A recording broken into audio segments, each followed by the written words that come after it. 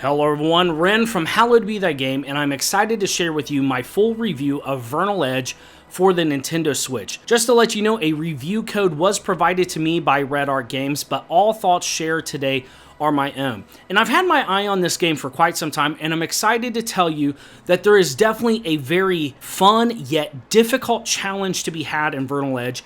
However, before you pick it up, I do have some very important things you should be aware of, and we'll be getting into that in a second. Now, the story of Vernal Edge begins as we follow Vernal on her quest for vengeance against a mysterious man. She joins up with her robotic companion, Sherville, to trek the floating islands to locate the mysterious and dastardly man. I really enjoyed the characters in this. They definitely have their quirks. They're not necessarily extremely likable at first, but they have character progression, which is something I like to see anymore because I think at times we can take that for granted. In this game, you have some jaw-dropping pixelated graphics, but on top of that, you'll have this overworld section to fly to different maps and areas, and it is this intoxicating PS1 world map.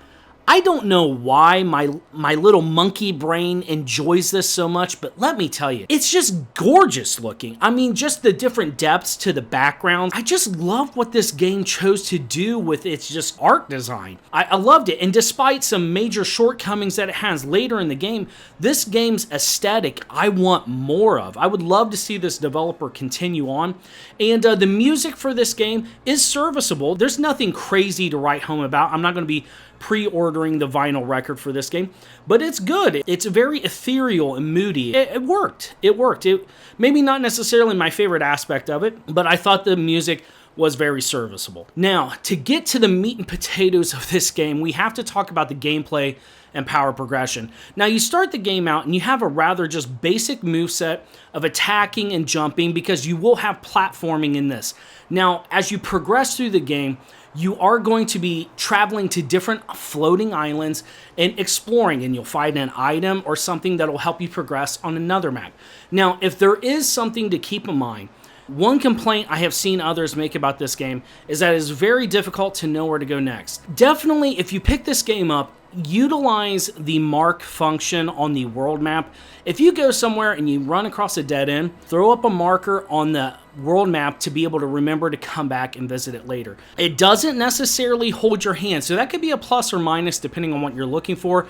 I had a blast with it. This definitely feels like a mixture of retro with almost like Celeste platforming and just really fun, difficult combat in metroidvania style, which is banging. Now, as you get stronger in the game, because you do have kind of a stripped down, bare bones arsenal in the beginning, you'll eventually be unlocking moves that will utilize your power resource, and you can do things such as throw bombs or potentially shoot lasers from your character, which was very good. Bombs are OP. Freaking never was bad. As you get them early on. I used them against the last boss. Fantastic ability. And essentially, when you throw the bomb, it's like a sticky grenade, and you have a delayed moment until it explodes. Now, the reason this is so good is not only can it knock enemies down, but as you get later into the game, you'll be fighting enemies that will have an armor indicator on them. So once you break that, they'll be stunned for a good amount of time, and you can just get unmitigated damage in on them, which is excellent and honestly key to beating some of the tougher enemies in this game. Vernal in the story has lost her memory, so the way that works into the gameplay mechanics is as you explore, you will unlock moves by reclaiming parts of her memory.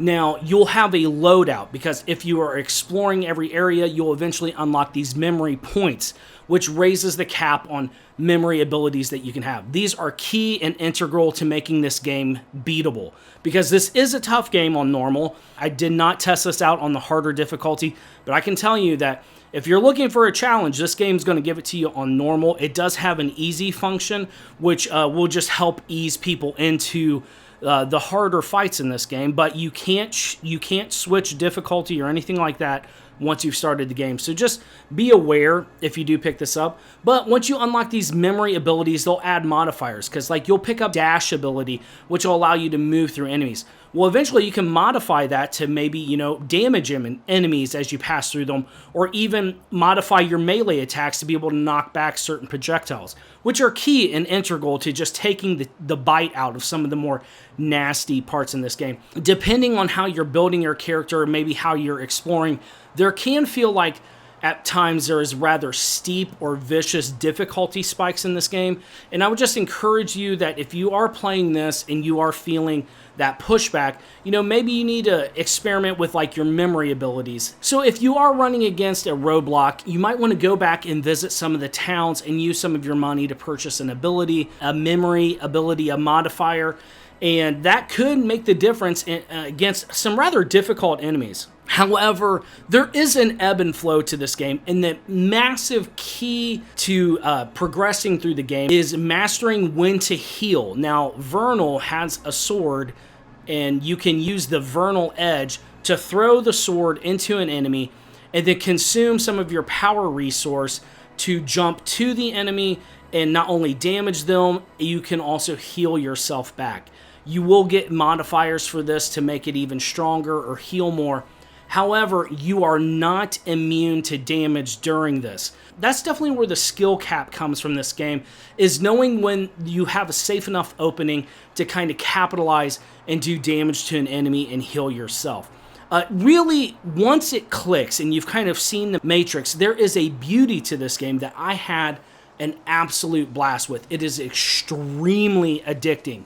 But unfortunately, it's not all sunshine and rainbows, and that's where it comes to my negatives about the game. During my time with this, it did hard crash twice on me, and unfortunately, the second to last boss in the game has a phase that if you defeat her in, the game just outright hard crashes.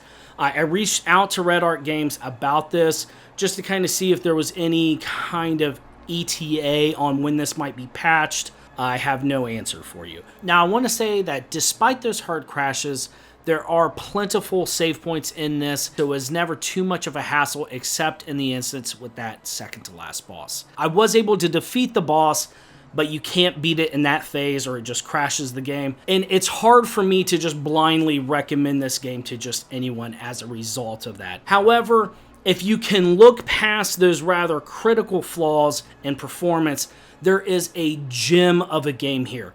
It was such an addicting experience to be able to master the rather difficult platforming sections because, you'll eventually unlock really cool abilities to maybe double jump, run up walls, dash. It gets to be very much a mind bender, and that's excellent to me. I mean, it really challenges you in a platforming sense, in a combat sense, in an exploration sense. There's a lot here, and I really could see this being an integral must-own Metroidvania as long as those performance issues get ironed out. However, that's just my review of Vernal Edge. Are you picking it up? Let me know down in the comments. I want to thank you all so much for watching, and I want to thank the channel members and patrons for making videos like this possible. I wish you all the best, and I'll see you next time.